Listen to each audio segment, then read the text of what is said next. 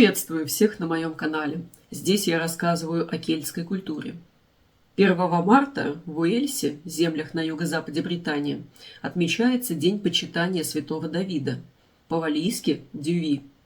Его матерью была святая Нонна, по преданиям правнучка самого знаменитого короля Артура. День ее памяти отмечается 3 марта. Согласно одной из легенд, за 30 лет до рождения Давида Валлийского, святому Патрику, покровителю Ирландии, жившему в V веке, явился ангел и предрек: скоро в Уэльсе появится великий святой. Само рождение Давида, согласно преданиям, было наполнено мистикой. Его мать, святая Нонна, родила его во время сильной бури на побережье Пемброкшира. Когда начались роды, она находилась на открытом месте, среди скал. Камень под ней раскололся, и образовалась естественная ниша, укрывшая ее от ветра и дождя. Говорят, что тот самый камень и поныне находится в месте, где стоит часовня святой Нонны, возле города Сент-Дэвидс. В некоторых поздних средневековых описаниях и устных преданиях говорится, что на этом камне отпечаток тела святой Нонны, как будто поверхность скалы стала мягкой и приняла форму ее тела. В других же средневековых источниках говорится о том, что мать Давида держалась за камень во время схваток, и на нем остались следы ее рук. Камень – это такая часть местной легенды, потому что доподлинно неизвестно, тот ли это камень или это всего лишь красивое предание. Но для людей тот камень, на котором якобы родился Давид, является символом рождения будущего покровителя Уэльса, и многие и по сей день верят в существование такого чудесного камня.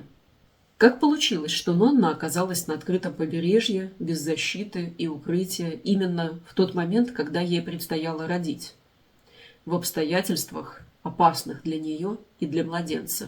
В преданиях об этом мало информации. Там говорится, что рождение святого Давида сопровождалось некими непростыми обстоятельствами. В житии, написанном в XI веке монахом по имени Ригиварх, говорится, что отцом Давида был местный правитель по имени Сант. В латинской форме его имя звучит как Санктус.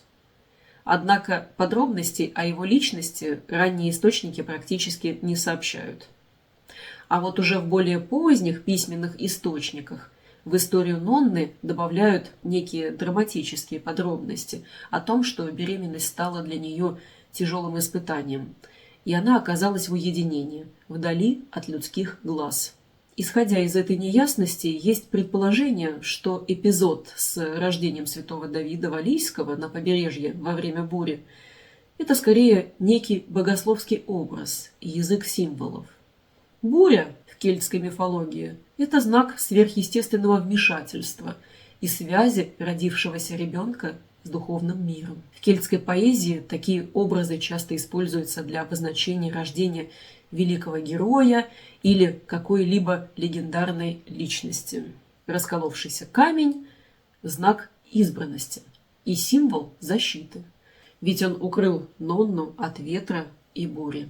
Таким образом, легенда о буре при рождении Давида Валлийского, подобно кельтским легендам, указывает на великое предназначение будущего покровителя Уэльса. Давид еще в юности стал монахом, а позже стал священником. Наставником Давида Валлийского был основатель монашества в Уэльсе, святой Паулиний. Давид, по преданию, исцелил святого Паулиния от слепоты, осенив его крестным знамением. После обучения святой Давид отправился в странствие по Уэльсу, распространяя христианское учение среди кельтов. Он основал множество монастырей, самым знаменитым из которых является обитель в Миневии, древнем центре кельтской духовности на краю западного Уэльса, на месте современного города Сент-Дэвидс. Именно поэтому в письменных источниках святого Давида часто называют Давидом Миневийским. Это имя связано с местом, где он жил, просвещал людей в вере и творил чудеса. Согласно житию Давида, написанному вышеупомянутым монахом Регивархом в XI веке, святой проповедовал крайне строгий аскетический образ жизни монахов. В житии святого также говорится о том, что он пил только воду, и за это получил прозвище «акватикус», от латинского «аква» – «вода».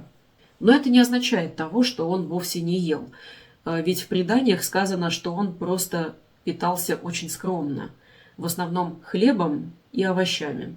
Так что в данном случае особенность высказывания «пил только воду» заключается именно в том, что он полностью отказался от вина и других напитков, употребляя только исключительно воду. Для того времени это было знаком крайней аскезы и духовной строгости. Святой прославился многими чудесами и исцелениями. Но более всего он стал известен в своей борьбе с ересями. Знаменитое чудо святого Давида произошло на соборе в Брефе, где он произносил проповедь против пелагиан, последователей монаха Пелагия, который учил, что человек может спастись собственными усилиями, без особой помощи божественной благодати. Он отрицал первородный грех и утверждал, что человек по своей природе способен самостоятельно избрать для себя доброе и полезное. Церковь признала это учение ересью, потому что оно умаляло роль Бога и божественной благодати в спасении души. Так вот, святой Давид, произнося проповедь на соборе в Брефе, имеется в виду не большое церковное здание, а собрание верующих в конкретном месте, скорее всего, под открытым небом, что напоминает, кстати говоря, собрание людей на Нагорную проповедь Иисуса Христа. Можно провести такие параллели. Слушателей собралось слишком много, потому не всем было видно оратора. И тогда, по преданию, под ногами святого Давида образовался холм, который вознес его над всеми, как кафедра. На плечо святому в этот момент сел голубь, знак Святого Духа. На этом соборе, согласно преданиям, Давида выбрали архиепископом Уэльса. Но в более поздних житиях говорится, что святой Давид побывал в Иерусалиме, где как раз-таки Иерусалимский патриарх и сделал его архиепископом. Источники в данном случае расходятся, но суть здесь одна.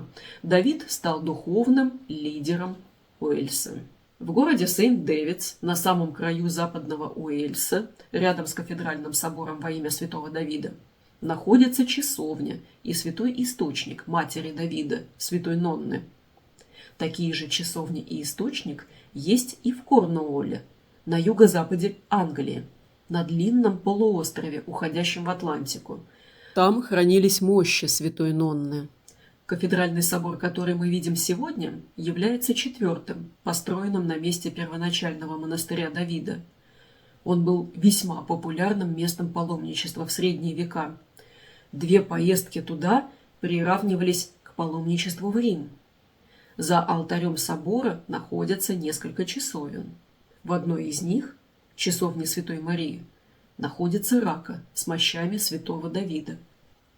Для валлийцев, которые являются потомками кельтов, святой Давид – воплощение национальной идентичности.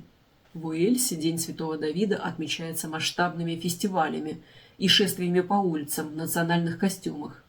Готовятся традиционные блюда из лука-порея. Лук-порей и нарциссы, ими украшаются улицы в этот день, национальные символы Уэльса. Почему лук-порей, спросите вы? Согласно легенде, перед битвой с саксами валлийские воины прикрепили лук-порей к своим шлемам, чтобы легче было отличить своих от врагов.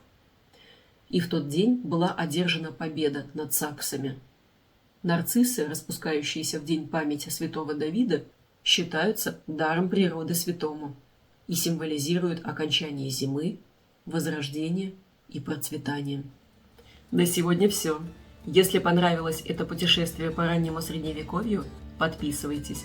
Впереди еще много интересных историй о кельтских святых и об их удивительных чудесах. До новых встреч!